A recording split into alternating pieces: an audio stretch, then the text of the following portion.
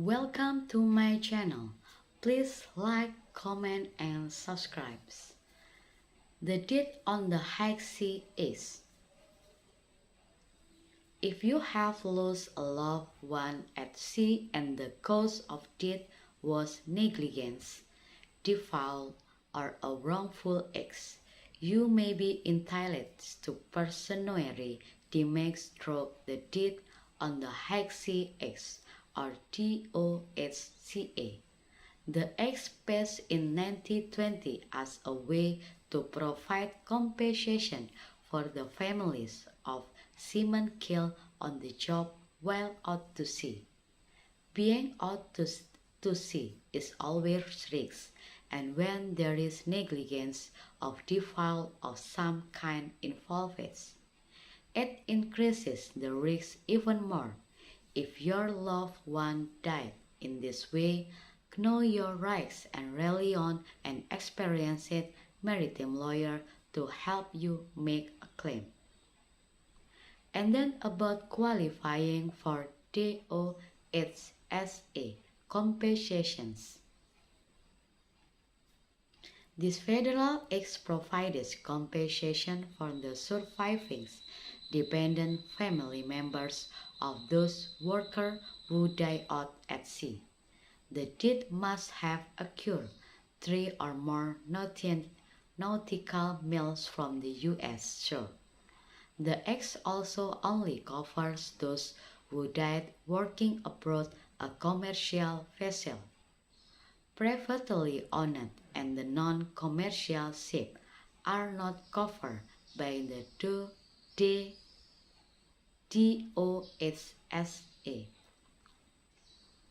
Anyone who qualifies as a dependent of the deceased may file a claim under the TOHSA to seek compensation.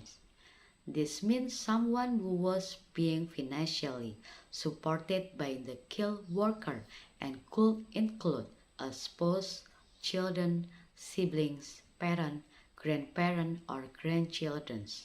A dependent filing a claim must be able to prove that negligence, inappropriate judgment, or a wrongful act on the part of the ship owner contribute the death of the seaman. It also must be proven that the vessel was unseaworthy. There are many situations that could qualify under this guidance. For instance, if your loved one worked aboard a ship with equipment that was not properly maintained, that represented both negligence on the part of the owner and an unseaworthy vessel. If that equipment caused an accident that led to the death of a worker, his or her dependent could make a claim through TOHSA. The TOHSA also applies to commercial aircraft and aviation accident. If a plane crash occurs beyond 12 nautical miles from the U.S. shore, dependent of those killed can seek non-pecuniary damages. This means damages for things like the loss of comforts, companionships, and care. And then next about compensation under TOHSA. If a loved one of a deceased seaman can prove that the owner was negligent and that the vessel was unseaworthy, he or she can make a claim through the TOHSA for compensation. The law states that those claimants will be apportioned recovery according to the extent of the loss. Pecuniary damages are awarded to cover a number of costs related to the loss of the seaman. This may include loss, current and future financial support for dependents, funeral costs, expenses for any counseling related to the death,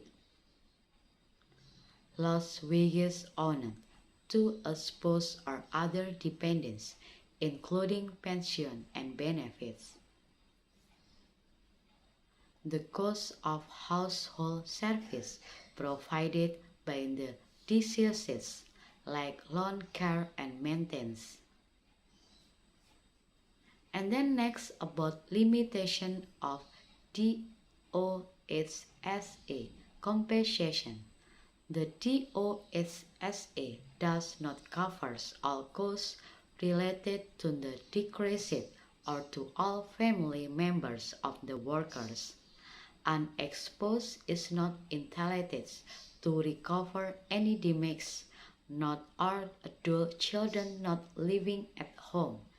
Dependent children may receive compensation until they are 80 or longer if they attend college or another higher education institution.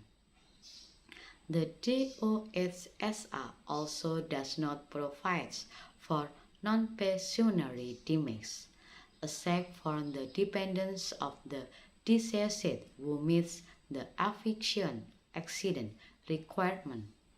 This type of damages for mental anguish, pain and suffering, and grief are not covered by DOHSA, but they are covered by other federal maritime laws, like the Jones Act.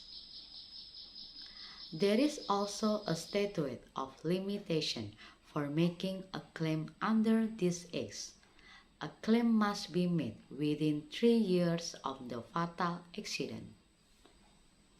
The process of determining negligence and of calculating lost wages and other factors to decide on compensation are complicated and takes time. For the reason, if you need to file a DOHSA claim, it is recommended that you do it as soon after the death as possible. And then about DOHSA and contributory negligence.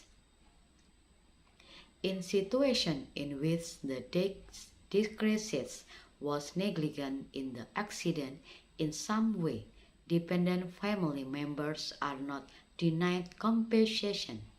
The negligence on the part of the deceased that contribute to his or her death is considered true. It can cause the amount of damage recovered by dependent to be reduced from what it would have been if the deceased was found not to be negligent. Thank you for watching this video. Don't forget give, like, comment, and subscribe.